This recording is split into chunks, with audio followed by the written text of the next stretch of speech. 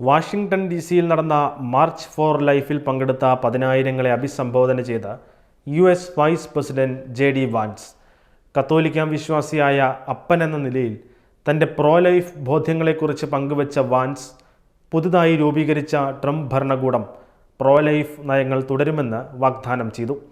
ഓരോ കുട്ടിയും ദൈവത്തിൽ നിന്നുള്ള അത്ഭുതവും സമ്മാനവുമാണ് എന്ന ബോധ്യത്തിൻ്റെ അടിസ്ഥാനത്തിൽ മാർച്ച് ഫോർ ലൈഫിൽ പങ്കെടുക്കാനെത്തിയവരെ വാൻസ് അഭിനന്ദിച്ചു.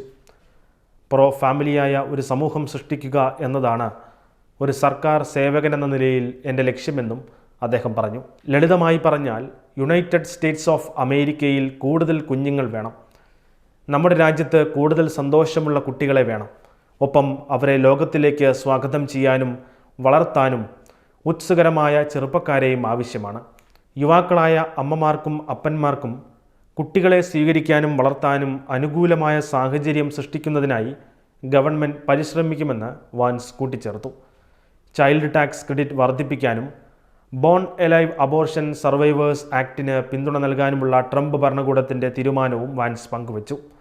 ഗർഭചിത്ര ശ്രമം പരാജയപ്പെടുന്ന സാഹചര്യത്തിൽ ജനിക്കുന്ന ശിശുക്കളുടെ ജീവൻ പരിരക്ഷിക്കുന്നതിന് ഡോക്ടർമാർക്ക് ഉത്തരവാദിത്വം നൽകുന്ന നിയമമാണിത്. കൂടാതെ പ്രോസിക്യൂഷൻ നേരിടുന്ന പ്രോ ലൈഫ് പ്രവർത്തകർക്ക് ഇനി ഒരിക്കലും സർക്കാരിൻ്റെ ഭീഷണി ഉണ്ടാകില്ലെന്നും വാൻസ് വ്യക്തമാക്കി. മാർച്ച് ഫോർ ലൈഫ് ജനുവരിയിൽ നടക്കുന്ന ഒരൊറ്റ സംഭവമല്ലെന്നും മറിച്ച് ജീവൻ്റെ സംരക്ഷണത്തിനായി തുടർന്നു നടക്കുന്ന പ്രവർത്തനങ്ങൾ കൂടിയാണെന്നും മാർച്ചിൽ പങ്കെടുക്കുന്നവർ ഓർക്കണമെന്നും അദ്ദേഹം കൂട്ടിച്ചേർത്തു. വാൻസിൻ്റെ പ്രസംഗത്തിന് തൊട്ടു മുൻപ് US പ്രസിഡന്റ് ഡൊണാൾഡ് ട്രംപിൻ്റെ റെക്കോർഡ് ചെയ്ത സന്ദേശവും പ്രദർശിപ്പിച്ചിരുന്നു.